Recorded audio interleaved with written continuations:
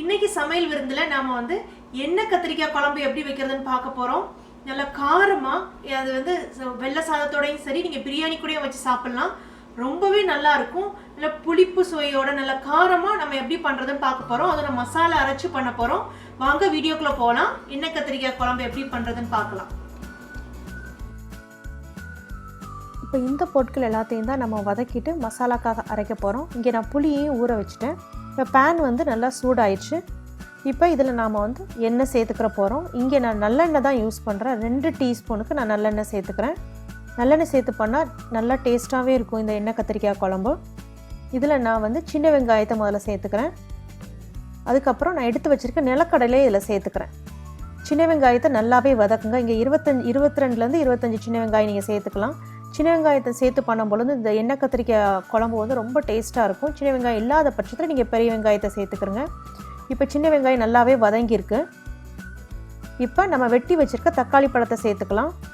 முடிஞ்ச அளவுக்கு பழமாக பார்த்து யூஸ் பண்ணுங்கள். பாதி பழம் பாதி காய், இல்லைனா காய் அந்த மாதிரி யூஸ் பண்ண வேண்டாம். அப்போ தான் இந்த பழமாக யூஸ் பண்ணால் தான் அதில் இருக்க அந்த இனிப்பும் நமக்கு இந்த குழம்புல இறங்கும். இப்போ நம்ம தக்காளி வதங்குறதுக்காக நம்ம இதில் கொஞ்சோண்டு உப்பு சேர்த்துக்கிற போகிறோம். இப்போ நம்ம சேர்க்குற உப்பு வந்து இந்த மசாலாக்காக மட்டும்தான் நம்ம இப்போ உப்பு சேர்த்துட்ருக்கோம். இப்போ தக்காளி வதங்கிட்டு இருக்க நேரத்திலேயே நாம் உரிச்சு வச்சுருக்க வெள்ளைப்பூடு, 1 இன்ச்சுக்கு எடுத்து வச்சுருக்க இஞ்சி, அதுக்கப்புறம் 1/4 கப்புக்கு நான் தேங்காய் எடுத்து வச்சுருக்கேன். அதையும் இதில் சேர்த்துக்கிறேன். தேங்காய் நான் பீஸாக போட்டிருக்கேன். நீங்கள் வந்து திருவண்ண தேங்காய் இருந்தால் அதுலேயும் நீங்கள் 1/4 கப் எடுத்துக்கலாம். இதை வந்து 2 நிமிஷத்துக்கு நல்லா குக் பண்ண விடுங்க. தக்காளி பழம் வந்து நமக்கு நல்லா மசியணும். அது வரைக்கும் நம்ம இதை குக் பண்ண விடுறோம். இப்போ தக்காளி பழம் வந்து நல்லா மசிஞ்சிருக்கு. இப்போ நம்ம எடுத்து வச்சுருக்க மசாலா பொடிகள் ஒன்று ஒன்றா சேர்க்கலாம். இங்கே காஷ்மீரி சில்லி பவுடர் வந்து 1 டீஸ்பூனுக்கு சேர்த்துருக்கேன். இது ஆப்ஷனல் தான், வேணும்னா சேர்த்துக்கோங்க, இல்லைன்னா நீங்கள் ஸ்கிப் பண்ணிக்கலாம். தனி மிளகாய்த்தூள் 2 டீஸ்பூனுக்கு சேர்த்துருக்கேன். மஞ்சள் தூள் 1/4 டீஸ்பூனுக்கு சேர்க்குறேன். அப்புறம் கொத்தமல்லி தூள் வந்து 1 டேபிள் ஸ்பூனுக்கு இங்கே சேர்த்துக்கிறேன். இதையும் சேர்த்து நல்லா வதக்குங்க. இந்த மசாலாவில் இருக்க பச்சை ஸ்மெல் எல்லாம் போகிற வரைக்கும் நல்லா வதக்கிக்கிறங்க. இப்போ நான் இதையும் மூடி போட்டு நாம் வந்து குக் பண்ண விட போகிறோம். இப்போ இது வந்து நல்லாவே வதங்கிருச்சு. இந்த மசாலா போட்டு வதக்கும் போது நீங்கள் வந்து அடுப்பை வந்து லைட்டாக மீடியமில் வச்சுக்கோங்க. ரொம்ப ஹையில் வைக்க வேண்டாம், இல்லைனா மசாலா தீஞ்சிரும் உங்களுக்கு. இப்போ இதை வந்து நம்ம மிக்ஸி ஜாருக்கு மாற்றிக்கலாம். மாற்றிட்டு இதை நல்லா ஆற விடுங்க. ஆற விட்டதுக்கப்புறம் லைட்டாக தண்ணி சேர்த்து ஒரு 3லேருந்து 4 டேபிள் ஸ்பூன் தண்ணி சேர்த்து அரைச்சி எடுத்துக்கோங்க. நல்லா மையாக அரைக்கணும், பட்டு போல் அரைச்சி எடுத்துக்கணும். இப்போ அதே பேனில் நான் வந்து இன்னும் 2 டீஸ்பூனுக்கு நல்லெண்ணெய் சேர்த்துருக்கேன். இப்போ அந்த கத்திரிக்காவை நான் இதில் போட்டு வதக்க போகிறேன்.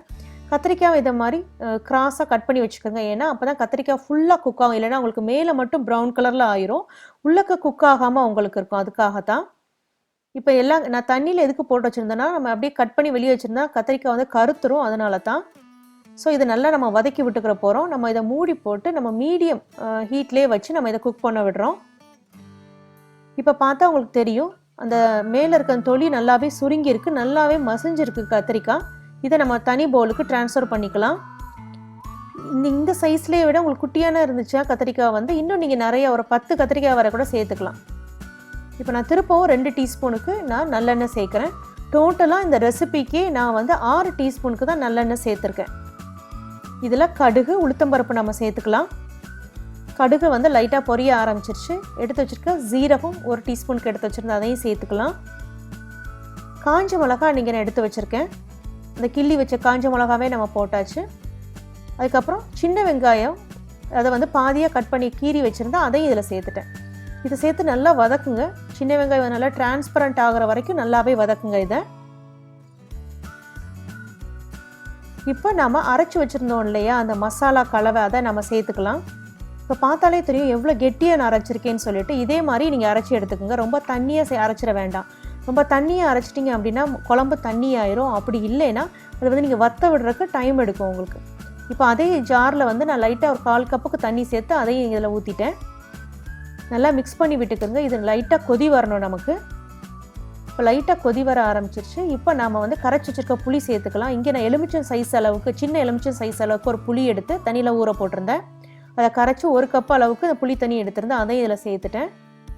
அதுக்கப்புறம் கருவேப்பிலையும் சேர்த்துட்டு அதை நல்லா மிக்ஸ் பண்ணி விட்டுக்கிறங்க. அந்த மசாலா கலவையும் அந்த புளி தண்ணியும் நல்லா மிக்ஸ் ஆகணும். இது மிக்ஸ் ஆனதுக்கப்புறம் நம்ம உப்பு செக் பண்ணி பார்த்துக்கணும். இந்த ஸ்டேஜில் உங்களுக்கு உப்பு தேவைன்னா நீங்கள் போட்டுக்கலாம். உப்பு கம்மியாக போட்டால் ப்ராப்ளம் கிடையாது, நம்ம திருப்பவும் சேர்த்துக்கலாம். ஆனால் உப்பு ஜாஸ்தி ஆகாமல் பார்த்துக்குறங்க. இப்போ உப்பு சேர்த்ததுக்கப்புறம் நல்லா மிக்ஸ் பண்ணி விட்டுட்டு அதை லைட்டாக கொதிக்க விடுங்க. இப்போ இது வந்து லைட்டாக கொதி வர ஆரம்பிக்குது. இப்போ கொதி வர ஆரம்பித்ததுக்கப்புறம் நம்ம வதக்கி வச்சுருக்க கத்திரிக்காய்களை இதில் சேர்த்துக்கலாம். சேர்த்துட்டு நீங்கள் என்ன பண்ணணும்னா அடுப்பை வந்து மீடியமில் வச்சுருங்க. மீடியம் வச்சுட்டு இதை மூடி போட்டு ஒரு 5 நிமிஷம் வரை குக் பண்ண விடுங்க. ஹையில் இருக்க வேண்டாம். இன்னும் நம்ம ஆல்ரெடி கெட்டியாக தான் வச்சுருக்கோம். ஸோ ஒரு மீடியம்லேயே இருந்து இது குக் ஆகட்டும். இப்போ நம்ம ஓப்பன் பண்ணி பார்க்கலாம். உங்களுக்கு பார்த்தா தெரியும் எண்ணெய் நல்லா பிரிஞ்சு வந்திருக்கு அப்படின்னா நமக்கு வந்து எண்ணெய் கத்திரிக்காய் ரெடி ஆயிடுச்சு அப்படின்னு அர்த்தம். அதாவது குழம்பு ரொம்ப தண்ணியாகவும் இல்லை, கெட்டியாக இருக்குது, எண்ணெய் நல்லா பிரிஞ்சு வந்திருக்கு. இப்போ நீங்கள் இது பவுலுக்கு சர்வ் பண்ண ஆரம்பிச்சிடலாம்.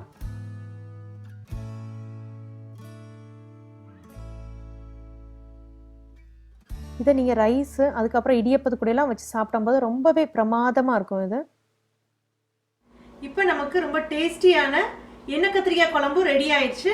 இது வந்து நல்ல புளிப்பு காரத்தோட ரொம்பவே நல்லா இருக்கும். ஏன்னா நம்ம மசாலா அரைச்சி சேர்த்துருக்கோம். இதை ட்ரை பண்ணி பாருங்க. ட்ரை பண்ணி பார்த்து கமெண்ட்ஸ் சமையல் விருந்தில் போஸ்ட் பண்ணுங்க. இந்த வீடியோ உங்களுக்கு பிடிச்சிருந்தா லைக் பண்ணுங்க. சமையல் விருந்து சேனலை சப்ஸ்கிரைப் பண்ணுங்க. கூடவே பெல் சிம்பிளை நீங்கள் கிளிக் பண்ணிட்டீங்கன்னா நான் அப்டேட் பண்ணுற வீடியோஸ் உங்களுக்கு நீ உடனே பார்க்கலாம். இன்னொரு வீடியோவில் சந்திக்கலாம். நன்றி, வணக்கம்.